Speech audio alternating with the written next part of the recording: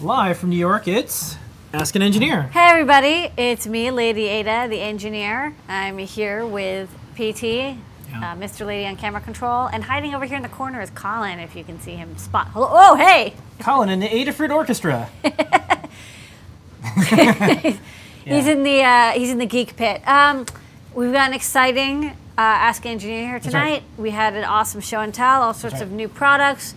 Well, not as many as last week, which was all new products, but still some. We're going to definitely get time to answer your questions this week. Yep. All sorts of news. Tell them what's on tonight's show. On tonight's show, the code is pink. We'll tell you why in a minute, but 10% off everything in the Adafruit store except for Eagle Cat and gift certificates. Go get it. As seen on show and tell, we had a awesome group of people showing their amazing projects. Mailbag, your letters. A little bit of news from the world of open source hardware.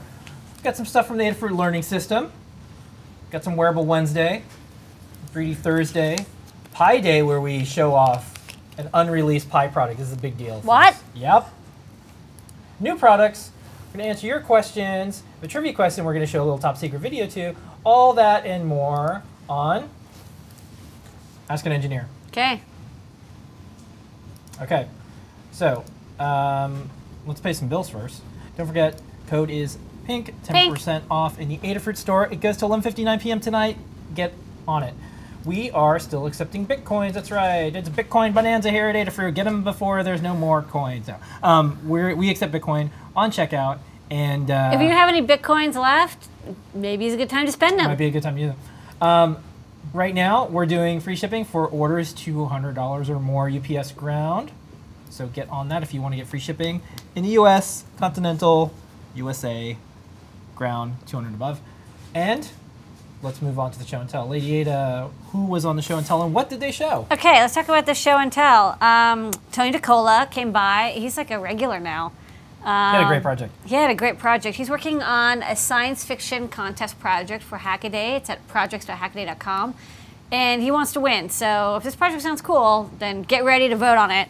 He made a profanity detector that finds you a credit per profanity, and it's based on the movie Demolition Man, which I haven't seen, but it looks like it stars... You haven't seen it? I haven't seen it. I have to... Dennis Leary is in it. Wow. And it has Sylvester Stallone. Sylvester Stallone. Yep. Was it like Wesley Snipes, or who was Wesley it? Snipes was in it? Yeah, it was in, okay. I was like, that looks familiar. Okay, so apparently everyone... Rob Schneider. Okay, everyone's seen this movie. It's not... I think maybe I did see it when I was younger. It came out in like the late 80s, Sandra right? Bullock. She's a love interest? No, Wesley Snipes is a love interest. It gets weird a little bit towards the end now. Okay. It's a science fiction It's a science fiction future movie. Probably one of the funniest science fiction future movies. Okay, well, I haven't seen it. I'm down. I'm not down with the cool movies. But anyways, there's a profanity meter in the future, and it finds you whenever you swear. And so he actually made one using a Raspberry Pi and voice recognition software, and he trained it with words. It doesn't actually speak in profanity. He made it detect business speak. So words like minimum viable product and pivot and outside the box and was it like leverage and stuff, all those words.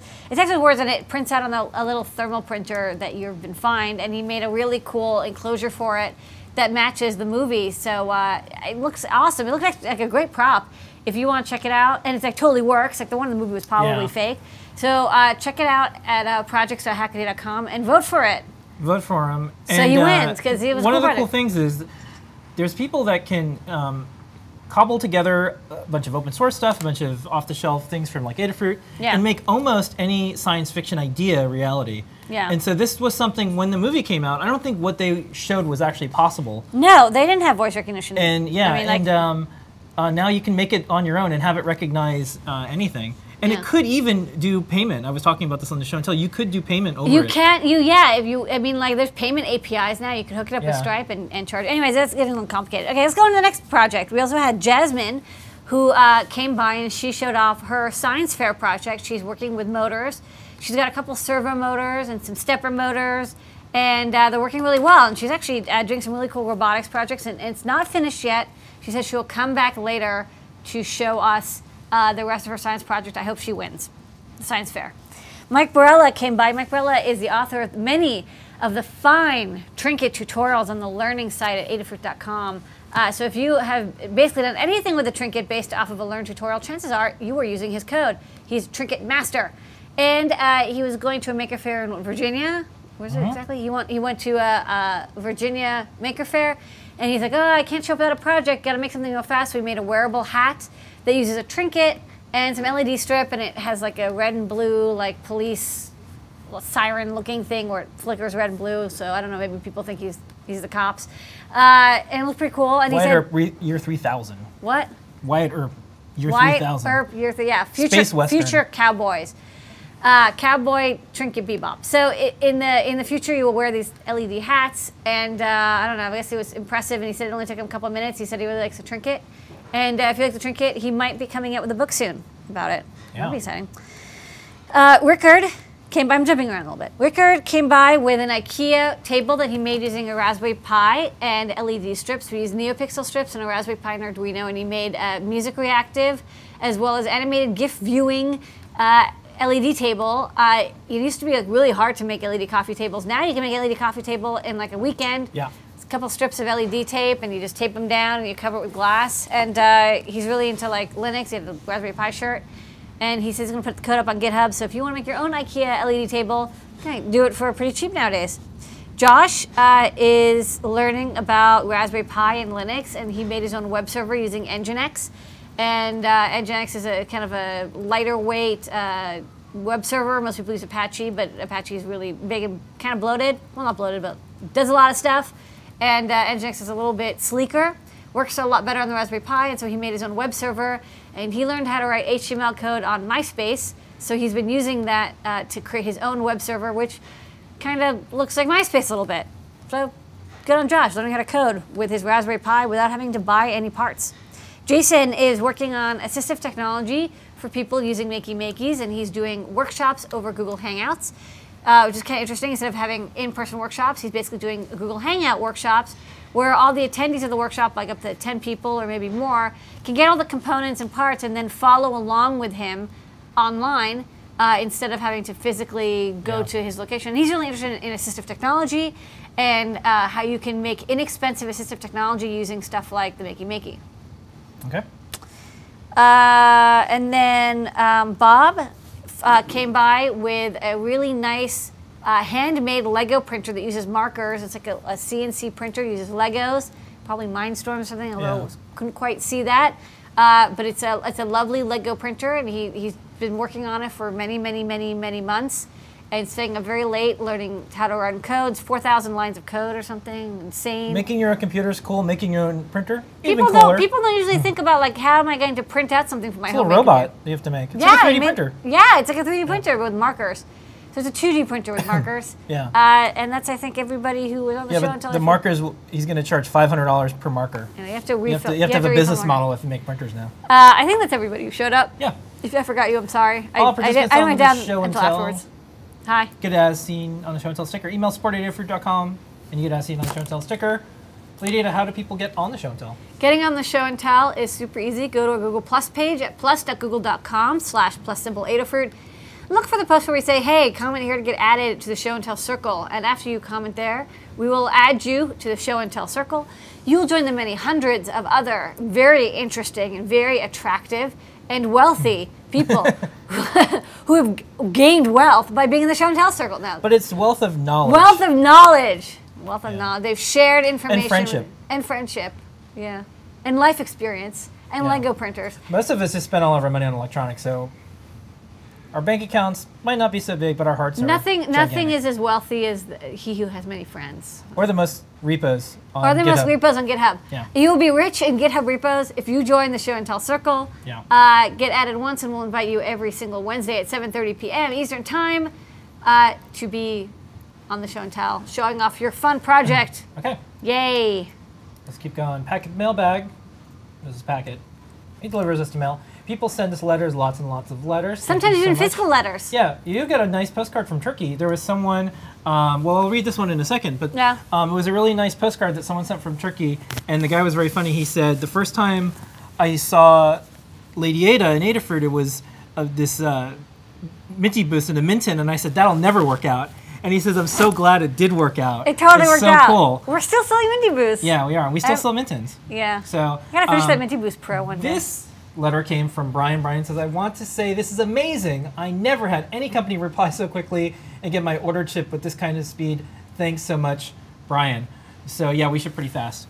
We're trying to get it to the point where you place an order and it actually shows up your house before you place the order. We just guess what you're going to order now, and it just kind of shows up. It'll be like a subscription. There's the people who say like wanted to order something, and then I ordered, and then like a day later I'm like, oh no, I want to get something else, but it's already shipped. So we're super fast. I think we have, what was it? We have 99.9% on-time shipping. On-time shipping. Yeah, we use an audit to make sure that we are shipping as fast as possible. So 99.9%. 99.9%. On-time shipping. Yeah. On-time shipping. I want it to be 100 if that's possible. I don't actually know. So the thing is about that 0.1%, it's actually sometimes like if there's like a payment that doesn't come through properly, or like there's all sorts of PayPal things. puts it. You know, sometimes they lock it, and you have to wait for it to be unlocked. So very, very rare if there's a credit card problem, but. Yeah. There's all sorts of things. Also, some people have their address wrong. We have to wait, get in touch with them. Be like, where do you live? And okay, next up. Physical locations. Some big milestones in the world of Adafruit. If you have followed along, we are now up to 8 million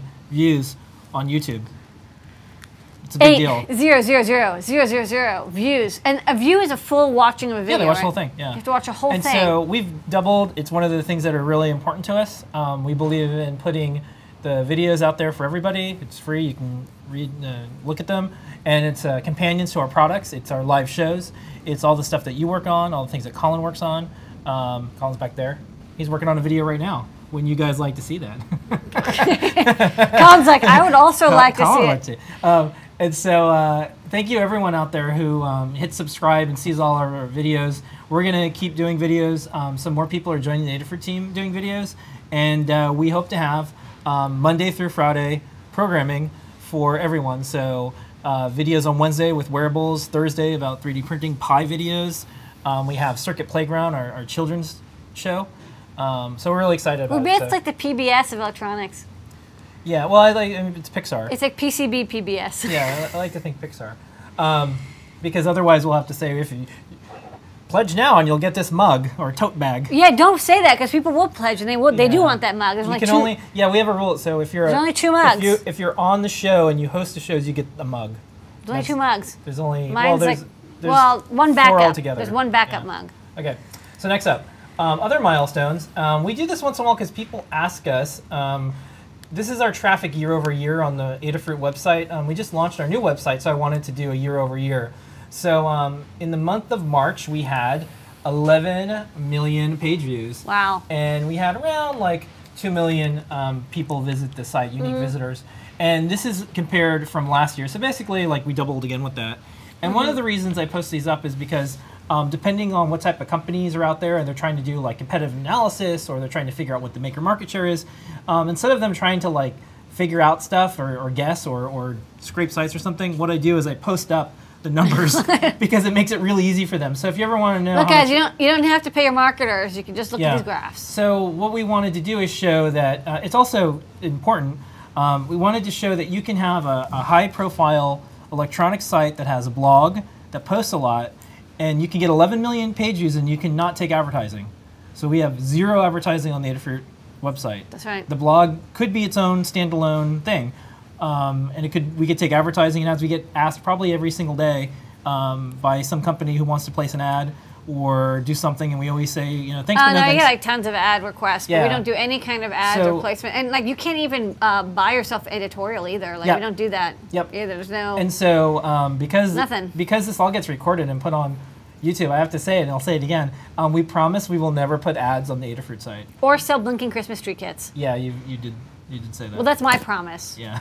You have your own promise. Everyone has their own little promises. Yeah. So, anyways, this is important to us, and we also want to show other companies and prove that you don't necessarily need to litter a site with advertising all over it to make a business. You can provide great content and great products. So, anyways, that's the website traffic I wanted to share with you guys. Yeah. On our Maker Business section, this was an article a long time coming. So. These are the list of companies that are alternatives to Uline. if you're a maker company and What's Uline? Well, Uline is pretty much the biggest packaging company. If you type boxes or packaging or anything that like packaging supplies in Google, Uline spends about $100,000 a day. They're like the McMaster or DigiKey or Mauser of packaging. Yeah, they spend about $100,000 a day, $35 million a year for them to come up in all the search results on like Google, for instance, which is fine. And if you're a small company, you can get their catalog and you're like, wow, they have everything. It's my one-stop shop. But once you start buying lots of packaging stuff, they're not the best deal. And also the speed of delivery and service and all that stuff, you'll notice if you need lots and lots of stuff, it just doesn't make sense to use a company like Uline. It's kind of like you wouldn't go to Walmart for certain things. You wouldn't go to certain giant conglomerates for things. You would actually find maybe someone local and someone who really specializes in it. Like Bag Barn, they have the best pink anti-stat bags. Yeah. And I know because I spent a lot of time looking for little pink anti, because everything that we sell goes into an anti-static bag. Yeah. Some people may not sell their electronics in anti-stat bag, but you should. And it doesn't cost that much. Bag Barn. Cornell paper and box for the East Coast. They're here in New York. Yeah. Global Industrial for shelving and like tape equipment and stuff like that. Yeah, we listed everything that we buy. Element 14, we get our anti-static bags. They get other anti-stat bags, not the pink ones, silver ones. And then ESD foam and stuff like that. Yeah, and Staples Industrial, we get all of our boxes made from them. Yeah, and we get custom-made boxes. Yeah, and so I put the contact information. Yeah. From each of the companies, I contact them ahead of time, and I said, "Hey, is it okay if we post about this?" And they're like, "Oh my gosh, thank you, yes." And so it'd be funny if it said at the bottom, "This show brought to you by Bag Barn." Yeah. No. We actually just like these suppliers. There's other suppliers as well, but these ones are the ones close to us. So like check out your area because like you probably have. There's like cardboard box companies in every city pretty much that like they recycle cardboard and paper. And because corrugated cardboard is actually pretty easy to manufacture, and I know like Wisconsin has a lot of factories that make cardboard boxes. So you can get ones that are like, sometimes if you buy from like large box suppliers, you actually get them made in China and ship them, over the sea. This way you can like get them from someplace nearby. Usually it's a little bit cheaper, and they'll just deliver them to you. Okay. Really easy. So that was in our maker business section that we do all the time, mostly Monday, but throughout the week. Lots of stuff to help other maker companies. This was announced today. This is Blueprint. This is from ShopLocket, and they're doing an interview a day with all the hardware makers. There is so much money in hardware right now. Everyone is trying to figure this out. So ShopLocket is part of PCH, and no, sorry, Highway 1. There's so many hardware incubators right now. Wait, ShopLocket is? It's part of Highway 1. Highway 1. Yeah. Which is part of the PCH. Which is part of PCH. So PCH, I was right, acquired ShopLocket. Brady Forrest, who is on our show, is part of PCH and Highway 1, the hardware incubator. So if you want to see a bunch of stories about... sorry, ShopLocket was acquired by them? Yes. Okay, so there was a separate thing. They were acquired by Highway 1, and what are they? ShopLocket? Yeah. They do... web store stuff. They do web. Okay, so they're doing interviews, but that's not their main thing. No, they wanted to do this thing called Blueprint. Blueprint, which is a sub thing from ShopLocket, which is owned by Highway 1. Yeah, what I like is people are doing an editorial cut, an editorial view of this hardware world, and they're telling stories, and they're putting personalities in it. This is very smart. I like that they're doing this. They should do a hardware hangout. You're probably going to end up getting interviewed. I think they emailed us about this. Yeah. Another really good book, if you like this, I read the Interviews with Makers book. Yeah. Oh man, it's actually called like Interviews with Makers or something. What was the name of that book? We had a paper copy of it. Which one? Who read it? Oh, Makers at Work. Yeah. I think it's called Makers at Work.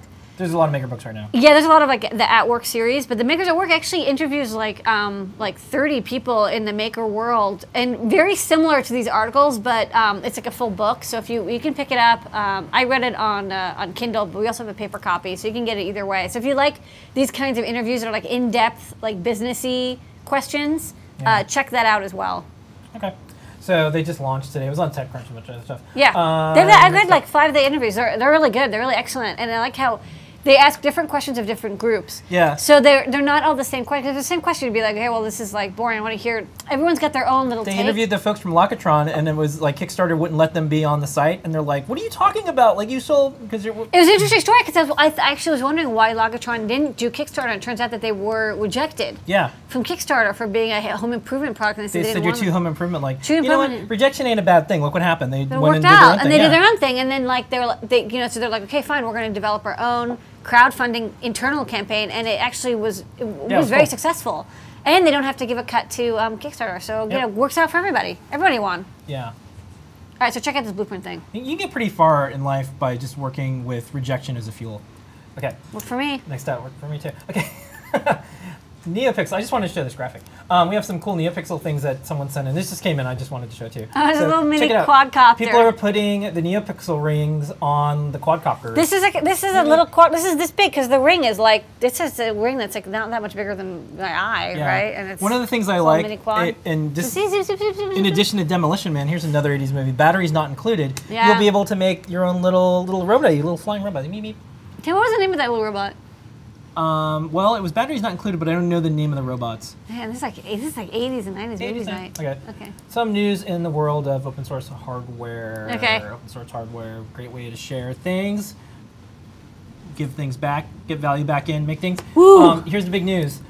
This is a secret photo, I guess, from the event. Ooh. This is the Element 14 BeagleBone Black. This is the first BeagleBone compliant BeagleBone. Right. So there was a shortage on BeagleBones, and Element 14 and their factory partner Mbest made these BeagleBone Blacks. They're compliant, and they're working with BeagleBone.org to make sure that these stay in step. licensed. Yeah, they license it. So the current, it's a quick update. So the current BeagleBone Blacks have been made by Circuit Co. One of the problems is that Circuit Co. They're a really great contract manufacturer, but there was a little bit of an underestimation of how many BeagleBone Blacks people wanted. You guys wanted more than they thought that they could get, and so they didn't. They don't have the capacity to make that many, and so there's a backlog right now. Also, people are putting them in finished products, and that's also kind of like making the backlog a little bit worse. So Element 14, which worked on making many Pi accessories, I don't believe they didn't manufacture the Pi. That's the Pi Foundation works with their own manufacturer, but they make Pi accessories. They were contacted the BeagleBone team and said, hey, you know, we have factory capability in China at Mbest. We have plenty of manufacturing capability, and a lot of the parts in here, like the MMC RAM and the connectors and such, we already stock for other stuff. So it's not terribly difficult for us to spin up this new board. We're very good at making Linux machines. And so they've started that process. And so hopefully within the next few months, there's no ETA because we have nothing to do with this. We're just telling you what we have heard. In the next few months, Mbest will be spinning up their manufacturing of the BeagleBone Black. And so everyone out there who wants a BeagleBone Black will soon be able to get them whenever your heart wants one, because there will be no shortage. Yeah, I don't know the specs on it. I think they're gonna do. This is the 4 gig? This is the 2 gig 2 one. gig, I believe. okay. I believe that they started this before the 4 gig one was announced. I believe that they're doing the original Rev C, B, the one that's a 2 gig, the one that's out now. In the far future, also unannounced, no ETA, there's a 4 gig BeagleBone Black. I believe that is only being made by Circuit Co. and it will be more expensive. Yep. But there is no ETA on that. There will probably be both the Rev B, I think, which is a 2 gig, and the Rev C available at the same time, because it is like $15 or so different, I think. Next up, this is the maker business category, and it's also in the open source hardware category. This is Dirty Circuits PCB routing. This is an interesting service. The folks from Dangerous Prototypes noticed a market need, which is routing PCBs, and they charge $35 an hour, and it has to be open source hardware. They won't do it for closed source designs. I have a question though. If I pay someone to do my PCB routing, what am I going to do in between levels of Candy Crush? Yeah, I know. What am I going to, like, read a book or something? You may have to finally pay for Candy Crush if you want to move faster. No, I alternate. I do a board, and then it takes me 2 hours, and then I go play some more game, and then no, I don't know. Two-layer PCB routing in EagleCAD. Good for people who want. It is a pain in the ass to route boards. I might send them a board. It's open source hardware only right now, so it's only for projects that are going to be released. That's great for me because the designs I do are open source hardware, so I might end up sending them a design. We'll see how it goes. That'd be cool. They promise to only hand route, not auto route. Yeah. Sounds good to me. and they'll give them a schematic and they'll route your board, and it's not actually a bad idea. I have boards that I know the schematic is good, but maybe I want to change the design a little bit, so send it out. Anyway, if anybody's done it, please report back. And they're also coming up with a new service soon called Dirty Cables, and it's just short run, like 100 or less of custom cables. It's cool. Custom cables are a pain in the ass. Yeah. Nothing worse than crimping your own cables. Okay, next up, Adafruit Learning System. Adafruit Learning System got a big update. It's on the blog, all the different things that we did. You'll notice that the people have little logos and icons now. I have a look, yeah. Not everybody yet, but we're getting there. We use Gravatar. And the other cool thing, if you look on the site, it's much easier to navigate by all the categories. Yes. So also, products can be in products can be in more than one category now. That's right. Which is really sweet, because sometimes it's like a trinket and a NeoPixel project, or like a wearable that's also uses sensors. Yeah. So now it can be in 2 categories. That's right. And speaking of the Adafruit Learning System, you know what we have? We have a new guide by the amazing Tony Nicola. This is the Smart Measuring Cup. He showed this on Show and Tell last week. This uses Android and a liquid level sensor. Yes. And Bluefruit. This is, I think, the Bluefruit. Ooh, I don't remember whether he uses the Bluefruit low energy or the classic. But he's in the chat. He can tell us. Maybe he can tell us, because I don't recall off the top of my head. It uses the level sensor, the liquid level sensor that we sell from Malone Tech, and we just put one in the store that's extra food safe. It's Teflon coated. So he's like, maybe I'll make a measuring cup. The only funny thing is, it's because the sensor's 12 inches long. You have to have like a gigantic, like a yard tall cup. Yeah. One of those like yard of beer type things.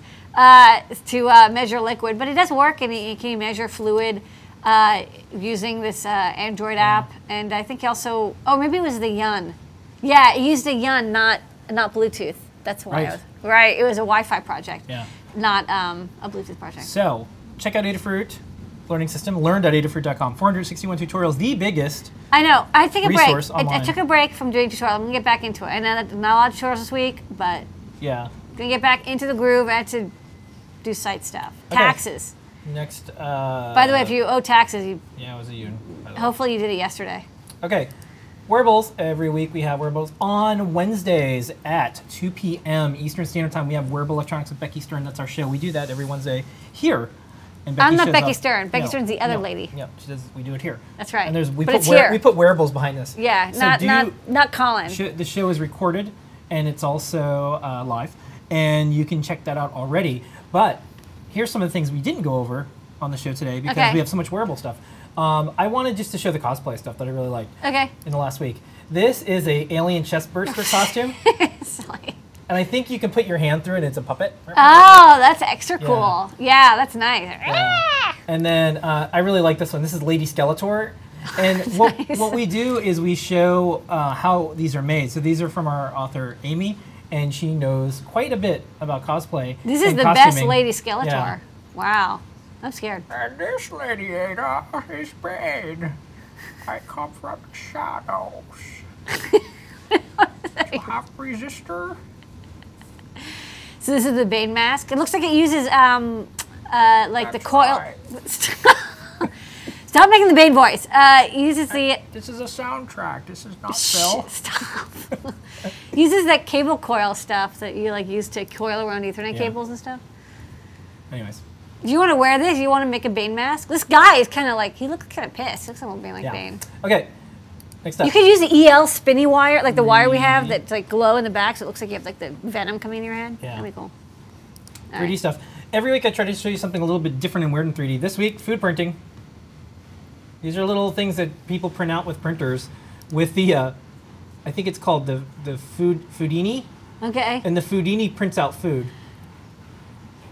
Intense. Yeah. So I like the little dip holders. I like that it prints out its own container. Yeah. Here you it's go. Like, here's some dip, and here's the stuff that goes in the dip. Like it prints out noodles and or like some type of pita stuff, and then it prints the food inside of it. That's cool. That's it. Next up, you probably saw this one. The Eggbot has a special add-on. This is the electric Kisla. Yeah. I think that's how it said. Yeah, and it's this wax add-on, and you can do these beautiful things like this. So if you're it's for wax dyeing. Yeah, if you're decorating eggs soon. So if you have a Russian grandmother, I guess chances. Where's she rushing off to? Here all week. I believe it's Russian, right? Where is it? I think Eastern so. Europe. Yeah. They coat the egg with dye and you scratch it off and then you dunk it and it does it's basically like a negative PCB etching, right? Like it's like the opposite of having the photoresist on there, Yeah. except you're doing it with wax and dye, and you can make these and you do it multiple times. And cover up different areas each time to make these designs. But now you don't have to do it by hand anymore. Yeah. You can now do it with your Eggbot and the Electrokisla. Okay. Next up, I promised world premiere, never before seen on live internet, and here it is, folks. This is the new Raspberry Pi unreleased Pi module, Raspberry Pi Commute module. We have one here. Hold These on, are the turn the photos light. that we took. Maybe I'll show it Yeah, you're going to show it live. on the overhead. So, yeah, Okay, the hold only on. thing I'd say, lady, while I go through these photos is, why in the world would you want something that's a Raspberry Pi, but it's not shaped like a Raspberry Pi? It's shaped like a memory, like a DIMM. Well, yeah, this is Why kind would of you want interesting, and it actually reminds me a lot of the Gumsticks boards, which is it's just sort of a predecessor to the Raspberry Pi compute module. So I think what happened is like the BeagleBone Black. They were saying a lot of people were buying BeagleBone Blacks to put into products. There are some people who are like, there's enough stuff that goes with the Raspberry Pi now that it almost makes sense that if you're going to make a product with embedded Linux, it might make sense to just use a Raspberry Pi just because it's really well tested. It's got really solid drivers for a lot of stuff. There's the camera board. There could be a lot of products that use embedded Linux where, instead of going with a Gumsticks board or a BeagleBone Black, you might want a Raspberry Pi, also a fairly low cost. And so but the problem is the Raspberry Pi board is kind of big. And another thing is that it has connectors in all locations, which for people is fine because It's not meant to be embedded inside of something. it's a little. That is. The connectors in all locations is a little bit annoying. Let me go to the overhead. Okay. Here, why don't you? Hold on. Let me. You can. Yeah, zoom in. Hold on. What is this? Hold on. I just want to straighten this out a little bit. Okay. Yeah. There you go. So you might want to have it in a smaller container, or maybe you don't need all the connectors, or maybe you want more of some connectors. Not all the GPIOs are brought out also on the Raspberry Pi. Maybe you need a lot more GPIOs.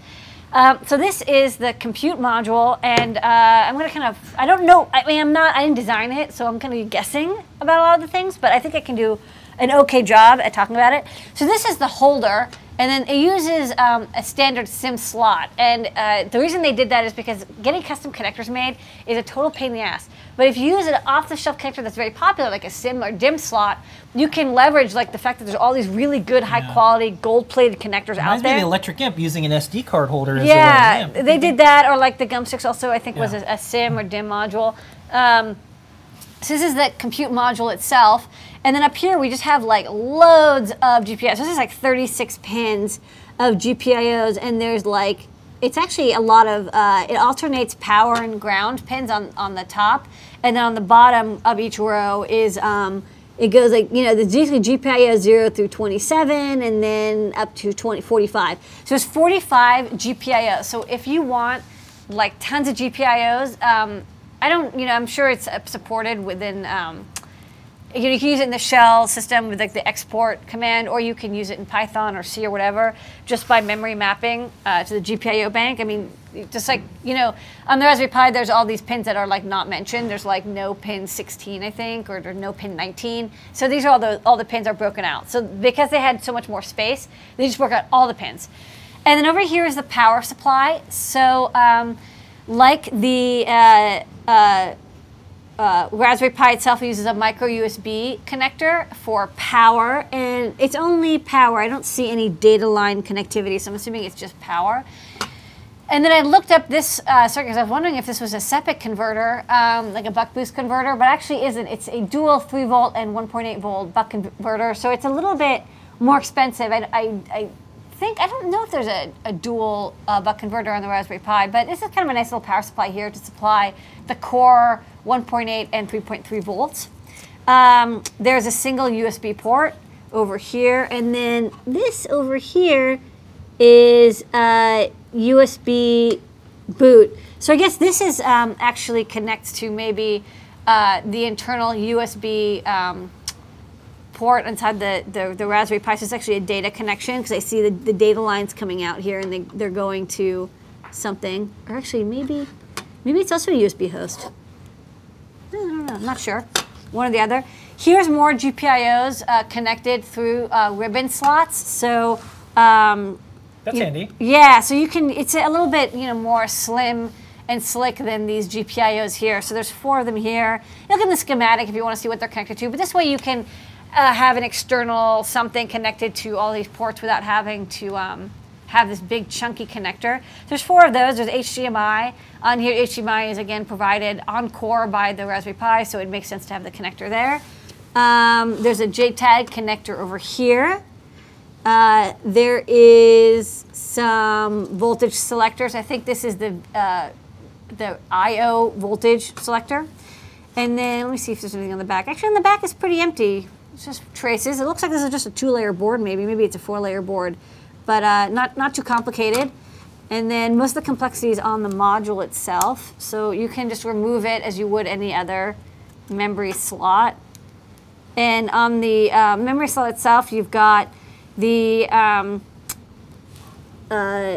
Raspberry Pi core chip is in here. It's actually a package on package. You can barely tell. So underneath there's the processor, and then on top is RAM, I believe, and this is probably the 512 megabytes of RAM. And then over here, it looks like a chunk of flash.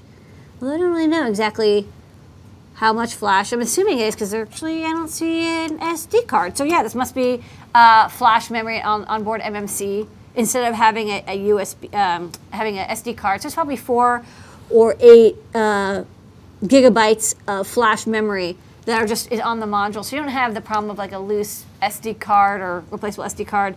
And I guess you use, you can use this micro USB jack to load it up. Probably comes preloaded, although I haven't booted this up because we just got it yesterday. So that's kind of my, review. This is the only one we've got, and maybe I'll get to I think it's the only one in North America right now. This might be the only one in North America. We had the first Model A. Yeah. So, I can't answer too many detailed questions about it because this is kind of the first I've gotten to take a look at it in detail. Right. But there is a schematic up on the Raspberry Pi website. So if you want to know more details, like what exactly are the connections and what is every pin, do check that out. Exactly how much flash, I don't know exactly how much flash is on there or how much RAM. Check out the Raspberry Pi website, which has a lot more details. That's right. And I think if you're an OEM, and you're interested in using a Raspberry Pi, this might be a good choice for you because you just slip this slim socket in, and it basically has everything you need ready to go. Got flash, RAM, and chip, and this is going to be very inexpensive because without the connectors, which is a lot of the manufacturing costs, it's very annoying to handle connectors and the through-hole stuff. This is all surface mount, very inexpensive.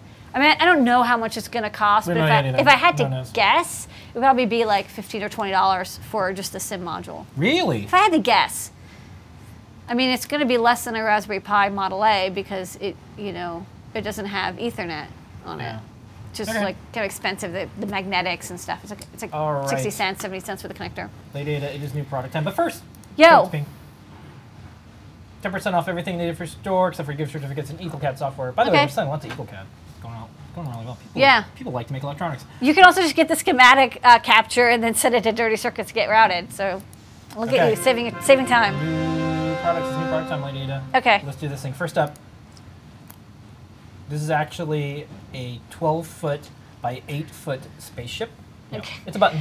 This is a button, and this is it's actually called a flashlight button often, and it's a tactile button that alternates on and off. When you press it once, it connects those 2 pins together, and when you press it again, it disconnects them. But it's nice because it's a pushy button, not a slide switch. Usually, you get these. You use a slide switch for this. It can handle I think like a ½ an amp at 12 volts or so. So it's really great for just projects on a breadboard where you just want to like press. We have the momentary buttons in the store, but they're like not as elegant as this, I think. So I like this. I like this button a lot. We also have. Basically, almost the same one. A similar version. This one has 3 pins. When it's off, all 3 are disconnected. When you push the button, all 3 of them are connected. So it's similar, but it's like a 3-way triangle connection, a Y connection. So this is, I think, single pole. That's a quarter. Yeah. It's on a quarter. That's of course just small. Yeah, it's tiny. Smallish. Okay. Yeah, fits on a breadboard. Except. Okay. Ready? What's this? Oh, this is a P-channel power MOSFET. We have the N-channel power MOSFET already in the store. P-channel power MOSFET, not used as often. P-channel MOSFETs are, they're a little tougher to use because they're minority carriers, not majority carriers. I think or is it transistors? Anyways, it's harder to pass a lot of electrons through it. And so they're not preferred as much as N-channel, which is a lot stronger. But there are situations where you need a P-channel MOSFET. Sometimes you just need a P-channel MOSFET. And if we have them, there's a couple projects here and there that use them. And we wanted to have something that matches the N-channel in our store. If you have to control a lot of current, we think you should probably go with an N-channel. But if you're if there's something in your circuit that makes it difficult to use an N-channel because of the polarity or because you have to reference power instead of ground, check out this P-channel FET. It's fine. You can definitely source like at least, I think, 30 amps. You can put a heat sink on it. Very low RDS on. I think it's like 70 milliamps. But it's still higher than an N-channel, which usually has 10 milliamps. Yeah. Better to have a FET. Milliohms. It's better to have a FET and not need it than need a FET and not have it. That's right. So my grandpa used to say. 70 milliohms of RDS on. But again, if you need it, we have it. Next up, look at this beautiful LED. Look at this. Just look at it. Ooh, it's purple. Just look at it. Okay. Yes. Here's a bunch of moth. Yeah. Boring. Yeah, we have to take photos of it like that. Okay. But this. Yes, it's a clear lens. Yeah. It's a purple LED. This is a UV LED. We actually got a bunch of these to test the UV sensor that I put in the store a while ago. And then I was like, you know what? This would be kind of handy to have in the store as well. Yeah. So it's a UV LED, and it's not true UV because, of course, human eyes cannot see UV. So why is it purple? Well, you're seeing it's a wider range than just UV. It does emit UV, but it also emits a lot into the purple range, the violet range. Mm-hmm. So I can just show it off. Oh. What do you want to do? What do you want to, where? Maybe on the overhead we can. Overhead? Okay. Maybe we'll see. I might have to turn off the main light to just show it. Yeah, let's see. Okay. Oh, look at that. That's not so bad. So yeah, it's a purple LED, and then hold on, I will turn this off so I can see it a little bit better. It's a purple LED. It's kind of a narrow beam. If you have stuff that is glow in the dark, not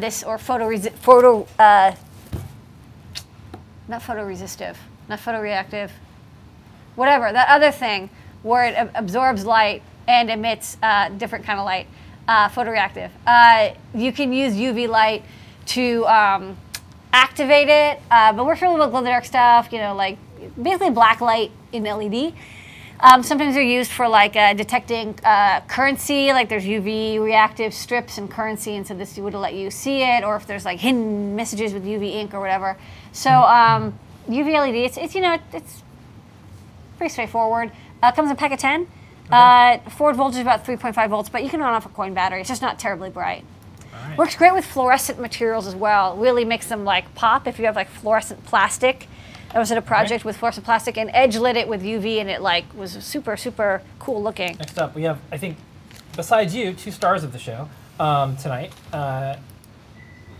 Pink sequins LEDs. These are awesome. This is a long time coming. They're finally here. We have them. I know we had all the other sequins, and we were waiting. We kept a bunch of the PCBs because we knew that we would have these pink sequin LEDs. And again, there's actually no such thing as a pink LED, but however, it is a reddish, purplish LED. And it's a purple. Rose, perhaps? It's rose pink, but it's a white LED with phosphor on it that makes it pink. And I will show it off. It has a little bit of a pink rose glow. It's not like a magenta pink like my hair. It's more of like a softer pink because it is a white with phosphor.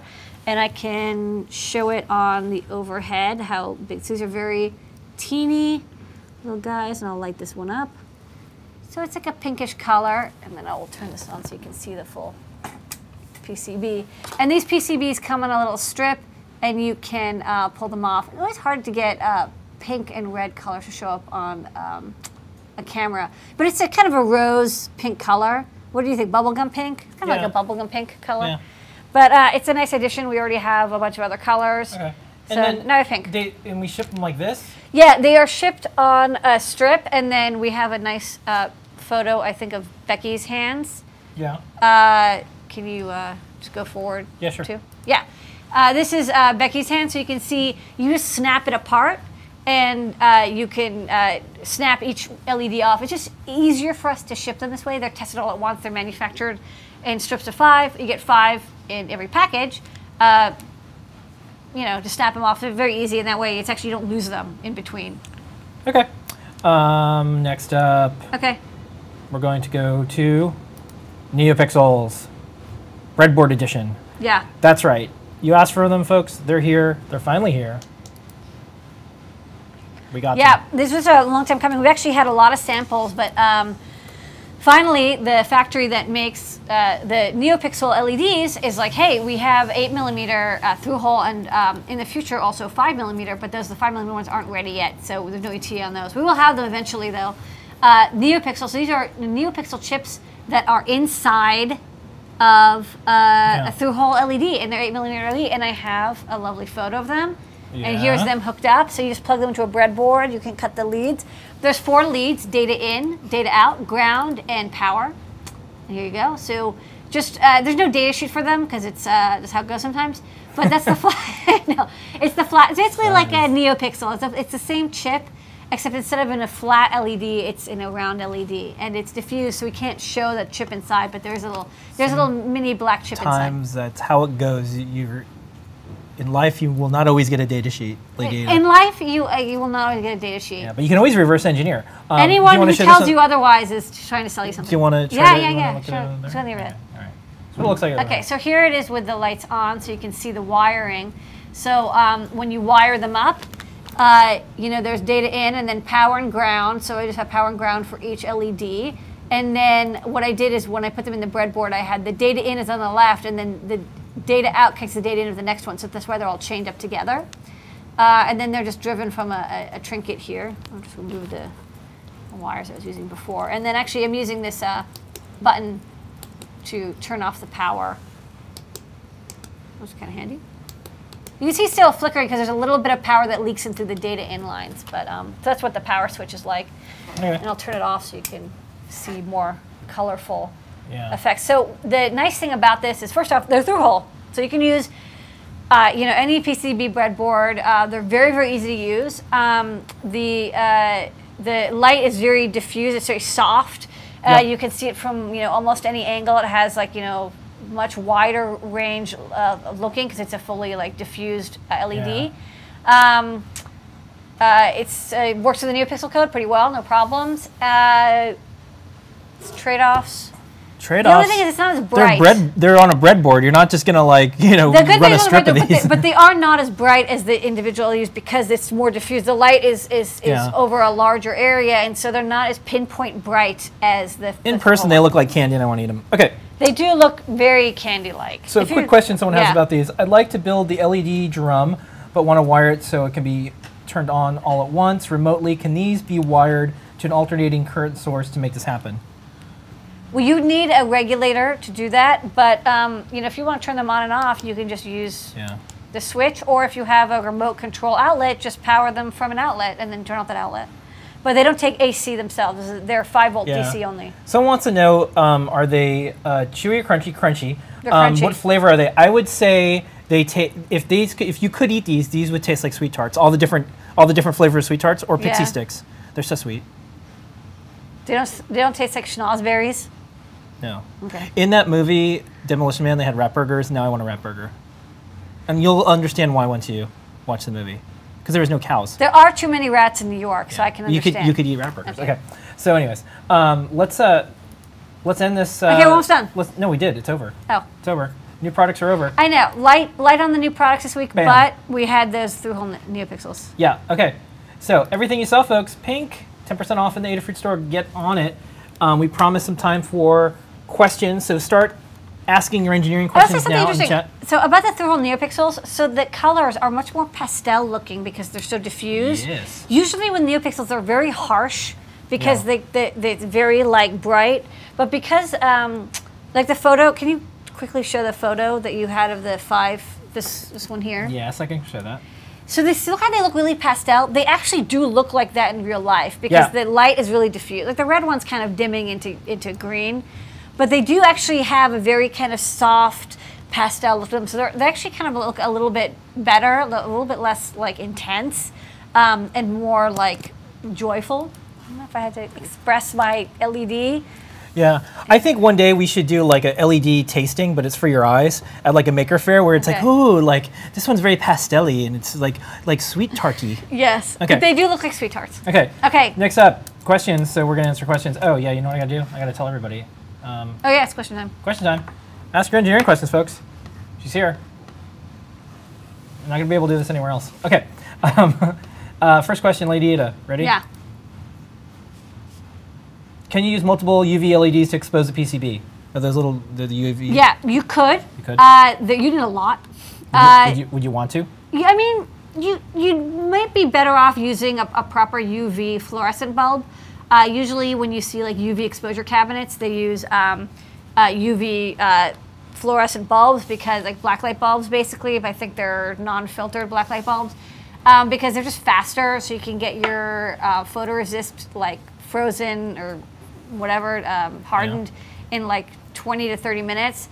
These UV LEDs, you could use a couple hundred of them and make a 5-volt powered UV exposure box, but it would probably be a lot slower, and you would need a lot, and it would be a lot of wiring. So I wouldn't suggest it. You could do it, but I think that it would take you a very long time to expose the PCB because it's very narrow beam, so you need a lot of them to cover a wider area. Okay, next up, will Adafruit sell through-hole resistor packs?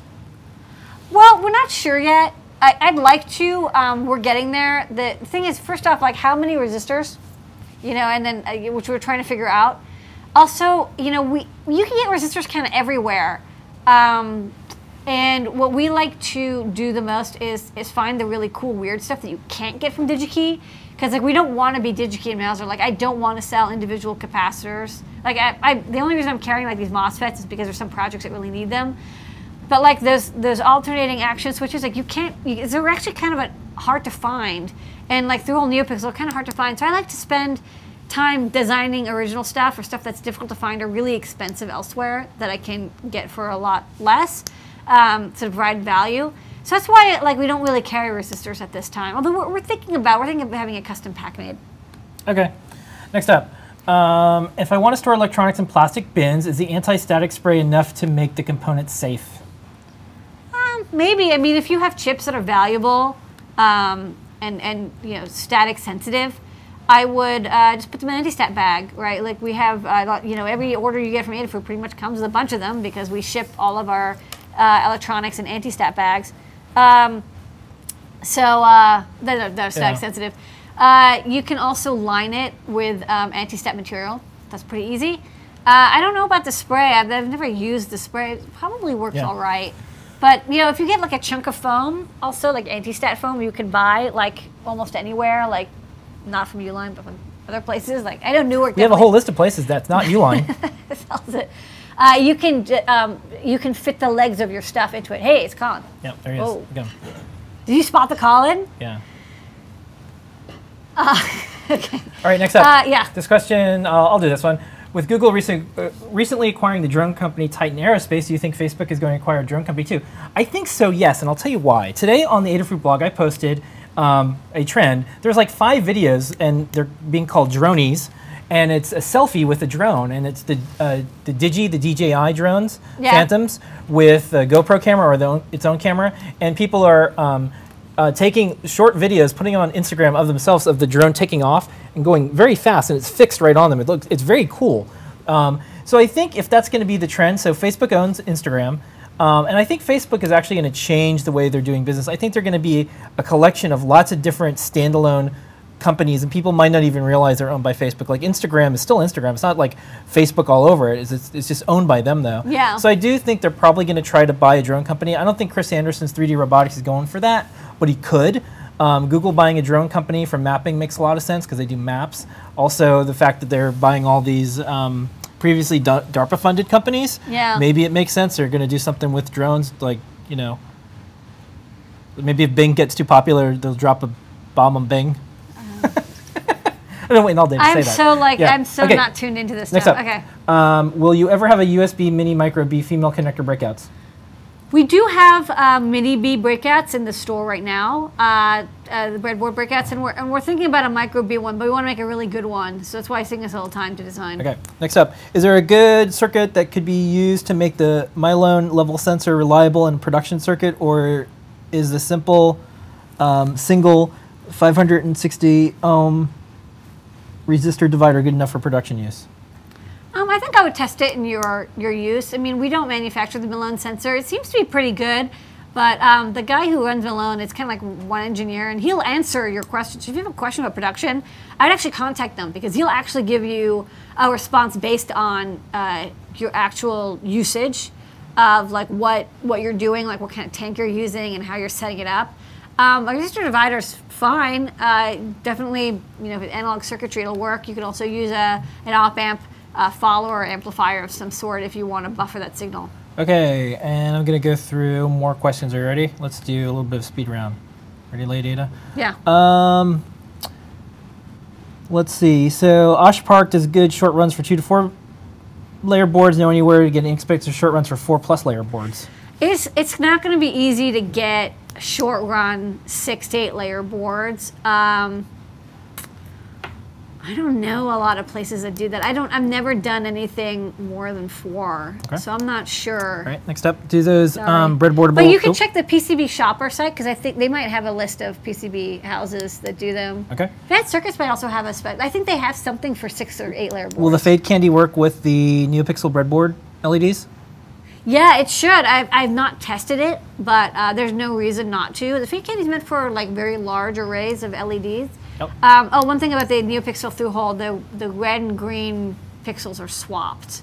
Okay. So just be aware of that. In our code, you can fix it, but I don't know if the Fade Candy has. I'm assuming you can do it in the software, but I don't know the exact code for you to change it. I can probably answer this, but you'll have to tell me. What's the best way to get into FPGAs? We do have a FPGA board. Oh, we have a great FPGA board. Yeah, we have the 2 really good ones. The Mojo, which Yep. has a lot of good tutorials and is more of like a hobbyist kit, and the DEO Nano, which is designed by like sort of FPGA pros to train people about FPGAs, and is a little bit more professional and has more stuff on it. I think the DEO Nano is a very good value choice, but the Mojo has a little bit more of a community, I think. Okay, next up, I can answer this one. Will Adafruit partner with Radio Shack like Make has to create Adafruit Radio Shack products? There are currently some soldering and toolkits for making Radio Shack. Actually, if you go to Radio Shack and you look in the Make kits, we sell our stuff to Make, and they put it in the packs, and that's the way we want to do. We wanted to focus on us just making products, not doing giant deals with Radio Shack. The only thing, though, we have the TV Gun. Yeah, TV Gun, Motor Shield, Minty Boost, maybe. Yeah. The only thing, though, it's just unknown right now because Radio Shack is restructuring and closing lots of stores if they're going to continue doing stuff in the maker world. I hope they do, and I hope they figure out like their business model and their plan, because they're trying to figure out like this isn't working. This is like electronics. It's very hard. They have really big competitors that people are just buying stuff online. They're getting stuff on Amazon. If they're going to get something that's very specific, they might go to an Apple store.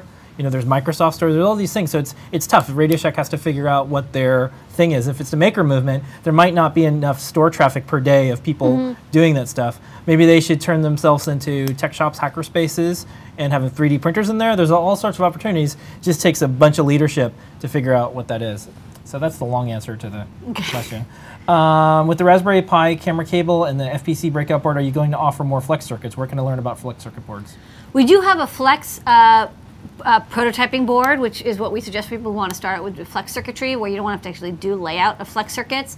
It's like a Perma Proto Flex, and it's like $5, and you can. It's like a flex breadboard, basically, flexible breadboard. Yeah. You can get started with your flex circuit design, just to get ideas. Another quick question. We're going to go speed round. Ready?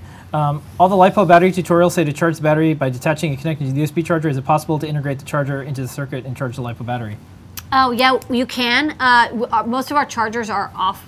Like you plug it in and then you remove it to charge. The only charger that does proper load balancing is our solar LiPo charger. It's actually a chip that can do proper load balancing, so you can like, if you charge it, it like properly manages the load, so you can power and charge at the same time. It's just that most of our chargers are meant to be standalone, because a lot of times like you want to remove the battery and charge it and maybe replace it with a different battery instead of charging in circuit. Okay. I'll answer this question. Is repairing electronics is worth it? The answer is it's always worth it no matter what happens, because you learn something. So even if you should take always take it something, apart. Yeah, you never know what. what's magical. I mean, just as long as you don't electrocute yourself. It's always magic to be learned by taking apart how many electronics. 8x8 matrix displays can one Fade Candy drive? Oh, that's a good question. I mean, I know it's at least like 20. It's a lot. You might want to ask Micah. I don't know exactly offhand how many. I think maybe she mentions how many pixels it can drive. Yeah. But it's a lot. Okay. I think it's a lot. All right. Like a couple thousand. And I think we're going to end it right now because it's 9 Okay. o'clock. Okay, folks, that is it. We'll be back next week, of course, for lots of questions. That's a good question. Yeah, these Next are really week good we'll try to questions. do more questions again. Yeah. We're going to leave more time. We want to get Okay. through this stuff. Lady Ada, it is time for trivia. Trivia. What are the rules?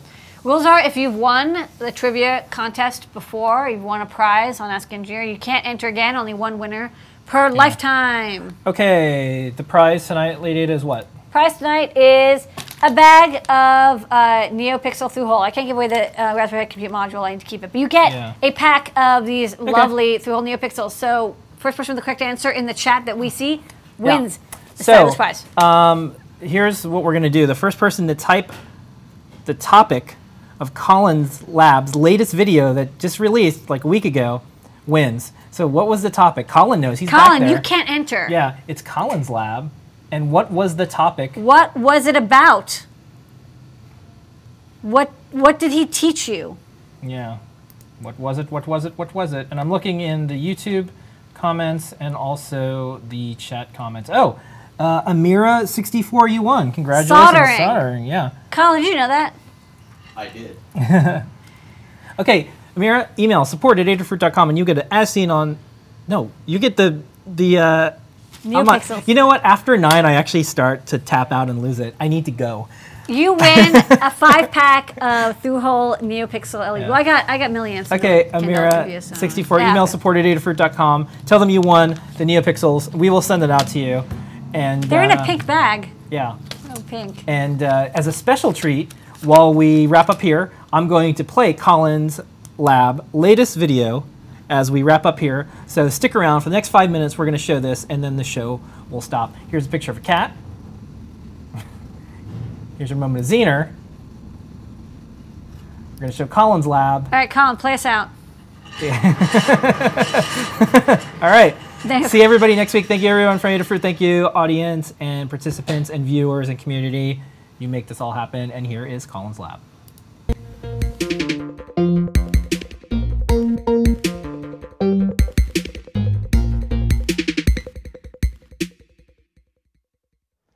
The soldering iron, a powerful tool. Those who wield it are granted the ability to bond metals at the molecular level. Building electronics is all about making connections, and solder makes excellent electrical connections. And if you're thinking that it's too complicated or time-consuming or dangerous, well, let's just get this out of the way.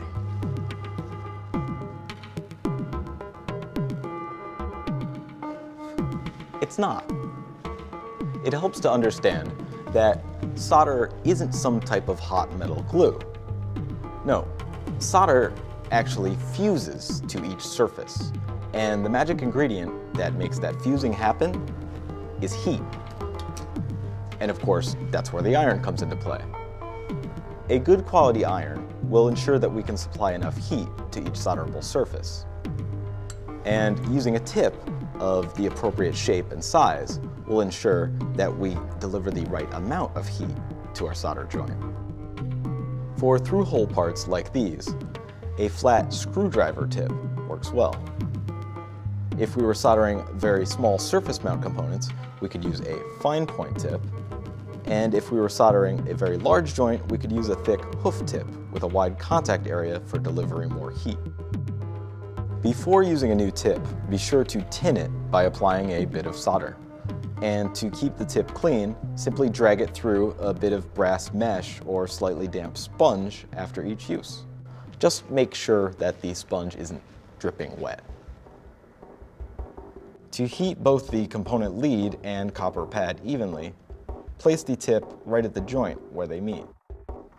To avoid overheating, don't apply heat for longer than 2 seconds. Any more, and you can damage some components or even the board.